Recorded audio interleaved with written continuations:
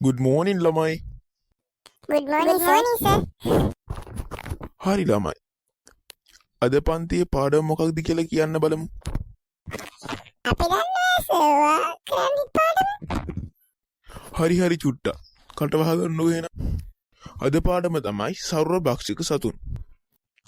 Sir මොකද්ද සර්වභක්ෂක සතුන් කියන්නේ? මම හිතුවා බට්ට ඔය ගොම් ප්‍රශ්නේ අහයි කියලා. හරි එහෙනම් ළමයි. සර්වභක්ෂක සතුන් කියන්නේ ශාකයි සත්වයි රස කාලා ජීවත් වෙන සත්තු. එහෙමද සර්? හරි.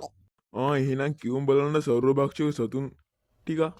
සර් මම කියන්නම්. බල්ලා, පූසා. සර් ඇයි කුකුලා? එහෙනම් අද අපි කුකුලා ගැන කතා කරමු.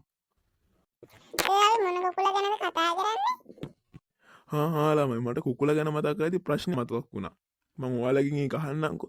ඉස්සෙල්ලාම ආවේ කිකිලිද බිත්තරේද? සර් කිකිලි. සර් බිත්තරේ. හරි. එහෙනම් හෙට ඔයාලා හරිම එක මොකද්ද හොයාගෙන ඉන්නකෝ. හරි එහෙනම් අද පාඩම ඉවරයි. ඔයාලා ගෙදර යන්න. ඕකේ සර්. අපි ගියා. හරි එහෙනම් බලන් ඉන්න ඔයාලා කියමු බලන්න ඉස්සෙල්ලාම ආවේ කිකිලිද බිත්තරේද කියලා. පල්ලෙන් කමෙන්ට් කරන්න. හරි එහෙනම් ඔයාලා මේක බලුවා නම් අපිව සබ්ස්ක්‍රයිබ් කරලා කමෙන්ට් කරලා ෂෙයා කරලා යන්න. අපි මේක